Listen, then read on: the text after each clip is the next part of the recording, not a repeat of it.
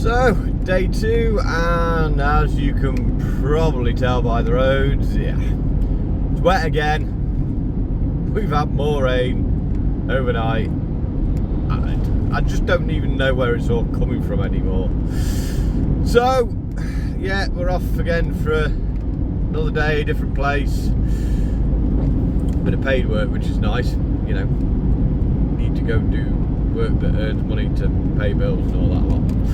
So yeah, no idea what's going to happen or what's going on the course today, but we'll find out together.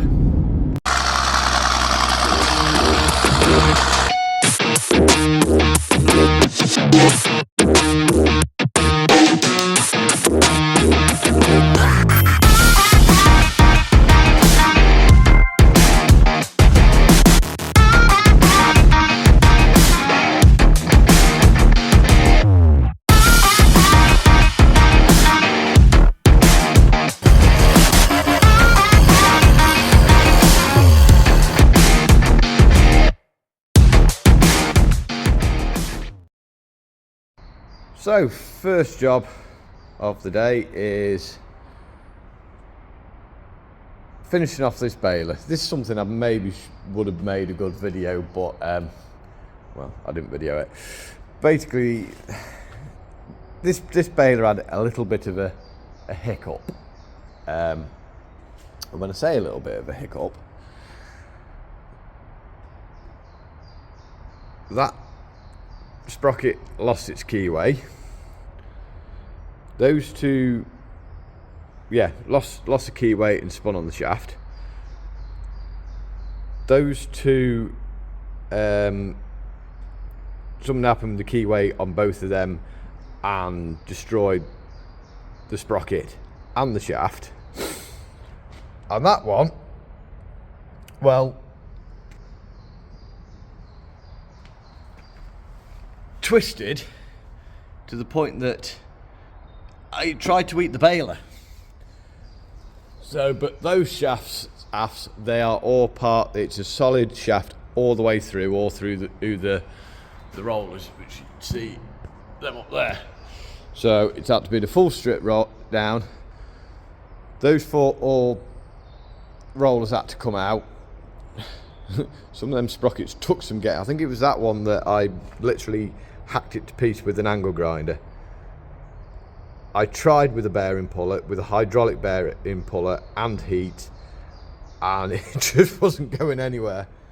It was a proper sketchy job that did. So we've got it all back together, but in the process of it eating itself, these lines here are grease lines, and where they go into the bearings, it basically, well, you can see it there, knocked the end of the fitting off. So we have a load of new fittings. We also discussed, because of the fantastic nature of its kind of lay down, thought that chain, you know, it's probably quite an old chain, and that was some serious pain it had. So we're going to put a new chain on it as well. So that's where we're starting. So well, the first thing I want to do is find the joining link. Say we did put the chain back on purely because when we got it all built up, just wanted to check, make sure everything was in line, everything was running right, running smooth. We didn't have another problem to contend with. You know, trouble with a job like this, you can look at it and speculate on what's happened, and you can go through it, but if there's something you've missed, say like another bearing you haven't seen that's collapsed, that's caused the failure, you know, it's good to just give it a run up and just make sure it's all well, it's good practice anyway when you put something back together, to just make sure it's right. I'm hoping you can hear me better today, because I've actually got me earpods. I always said I'd never get earpods, but to be fair, I quite like these. These were only a cheap Amazon set. They're nothing special, There certainly weren't the three-figure sum that you paid for the fruit varieties and that. So I need to find the joining link now. See, I mean, that's the thing when you look at these, like these back three sprockets, there is literally not a great deal that they actually drive. Obviously that one drives well, you've got a good bit, but like those, there's only a little bit that it actually drives off. Where are you? Joining link.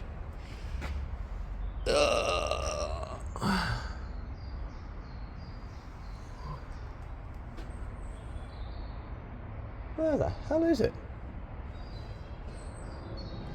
Ooh. Nope. Right, I'll come back to you when I found it. So, finally got the chain off. You can see a bit clearer what we're doing. So, that is what's snapped off. Basically, snapped off on that threaded. Go in there. So, this would have been easier to do without the gears on, but we didn't have them then, so these are going to be fiddly little things.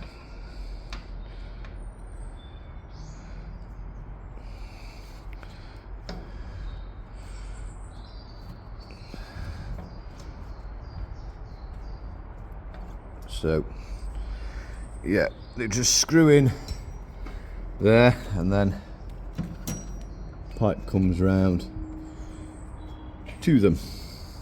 You've got to get them in the right angle and everything, so that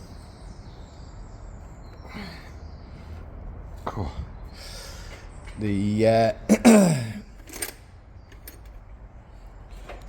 they don't get hit by the 17s, and all my 17s are somewhere else. 18? Yeah, so they don't get hit by either the chain or get wrapped up on the shaft, because obviously that shaft will be turning when the bale is in operation. So get this one tightened up, and then we'll come back and have a look at getting the pipe on it. You gotta love it, the fact that they just can't leave stuff alone, can they? So these was the old type of fittings screwed in there, and it was just a case of putting what I thought was putting them fittings on, screwing that in. Nope, they've changed to a sharp bite 8 type. Yes, I've had to take it apart because, well, basically I couldn't get it shoved in there. So hopefully that'll work. And I can't just take that out and put that one in, because they've decided to change the thread size as well. So yeah. So next one's going to be even more fun, because that's upside down. So yeah, an extra bit of messing around I wasn't planning on. So that's the first one done. I say, I don't know why they are very tight to go onto this pipe, whether the pipe's slightly different diameter. So I think I'm going to have to pull each one apart and manually put it on and put it all back together. But that's quite tight in there, and that's only screwed into sort of like a bit of tin. So that's going to be a load of fun. Trying to make sure I don't rip one out and cause myself a big headache. You can see a bit more of the damage there. Bit of damage I didn't know up here. I'd obviously seen it because I ground it off, but I hadn't realised it actually damaged that the start of the thread on that hole. So that's the reason that pulley's off. Luckily that pulley is just bolt and it's just slide off quite easy, so I've been able to get in there and re-tap that. So yeah, carry on again. So that pipe obviously also took a beating, so that one's not so bad in the fact that it's got to be cut off anyway. So I might do that one next. That's an easy-ish one. Right, so that one was a bugger. No, that one was a bugger that I've had to take apart. That's the one that I haven't done yet. So I've lined myself up on the wrong fitting. And the one above has gone really well. So I'm hoping, I'll just show you on this one what the plan is. So basically they've got, well, you see in it that little steel sort of starred ring, that's what's supposed to hold it. So theoretically it's just a case of pushing it home like that.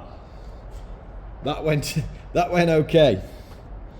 So yeah, I don't know what was going on with the one down there, the first one I tried. That was just being a little bit of a swine. But that's it. Now, chain. I better put that back on first as well. Don't think it'll drive very well as it is. That way? Yeah, that's the abuse side.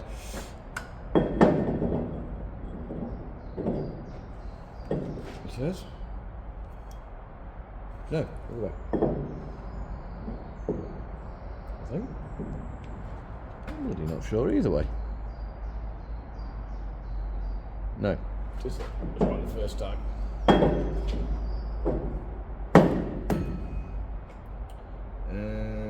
Where did I put the rest of the crap? There we go.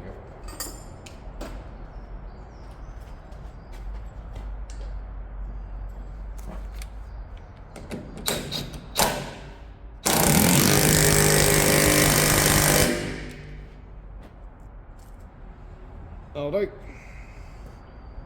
Right. So, sling the chain on it now. I won't video that bit, and you'll see this all ta-da, hopefully. Okay, so we've got the chain all in place.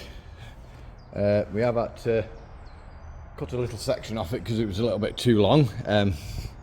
It's not a genuine chain, so doesn't surprise me. It's just kind of sold as is kind of thing.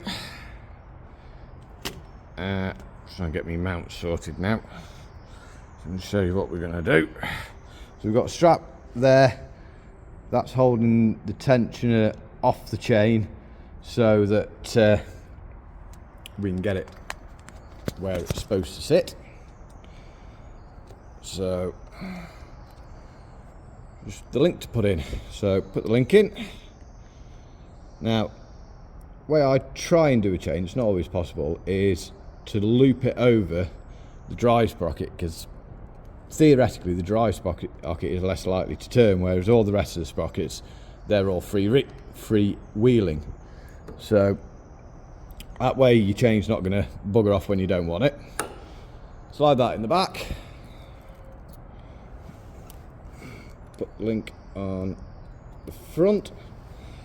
And the other thing, whether it makes a difference or not, but I try and do it that I put that on the direction of, so if the chain's going that way, I'd put that way, so that probably would never happen, but if nothing can catch that end and flick it off. So I'm just trying to remember. The chain goes, I think, got me thinking now.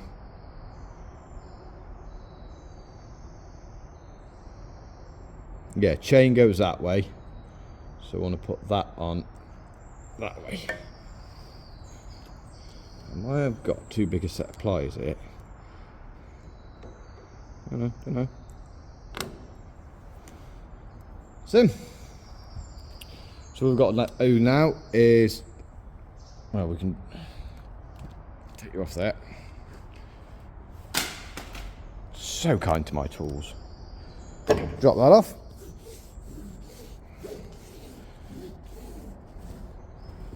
Oh! Drop down off there. I wonder why my knees and ankles and all that are knackered. So, now I need to find, there are charts on the Baler that tell you how much to tighten that up. Basically, you tighten that up so that is a specific length, and that's what gives you the tension. I've got no idea where the chart is.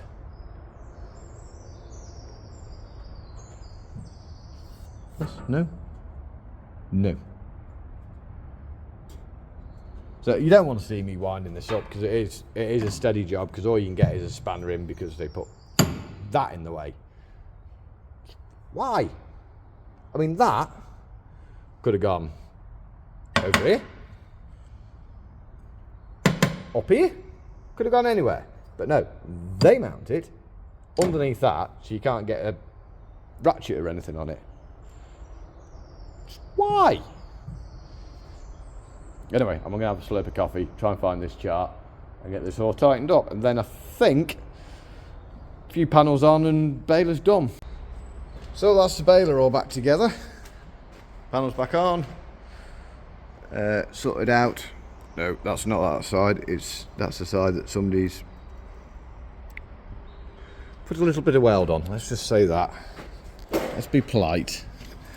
So down there, that probably want spacing out a bit more, really. Focus on my finger, not the Baler. Got a circlip down there that had run up to about here, so stripped it down, cleaned the groove out, just run around it with the hand grind just to put a bit more depth back into it. So hopefully that's better. It's still, I think that one's packing out more, possibly. Which we're going to have to pack it from that side because that's been welded. So I'm going to grab some dinner, but before we do, I'll just explain where we're up to. Got a few bits to do to this, final finishing pieces to do with the front linkage and the PTO. So bodged up a third service because it never came in the kit. So everything is just loose at the moment. These could be a pain to tighten. I need to do that before I do the other bit that I'll show you. So bulkhead fittings in there, they need tightening up. Pipes need tightening up. Need to sort out where this is going now. This is going to work because that radiator comes out for cleaning. I want to bolt something in there as well. So need to use that clamp to try and get it down so radiator can come out easily for cleaning. Try and route these pipes in a sort of tidy-ish fashion, and then come over the other side. So these are the pipes that have been used for the third service. As you can see, they're a bit they are what they are. So we need to route the new ones up here somewhere to drop into there. I think 90s would be a good idea. So got all that to sort out, but like I say, I'm going to have a bite to eat first. So this is the other thing I nearly forgot to say about. So Accumulator, this is for the front linkage. It's going to go onto the lowering side of the cylinders for the arms, and it will basically work as a damping so that you don't get the shock loading back through the system. So I've tightened the fitting into there and tightened the mounting bracket into there, left that loose and left all that loose so we can figure out where it all needs to sit before we do the final tighten. But I do need to tighten those surfaces up for it first. But first, better get something to eat. So we've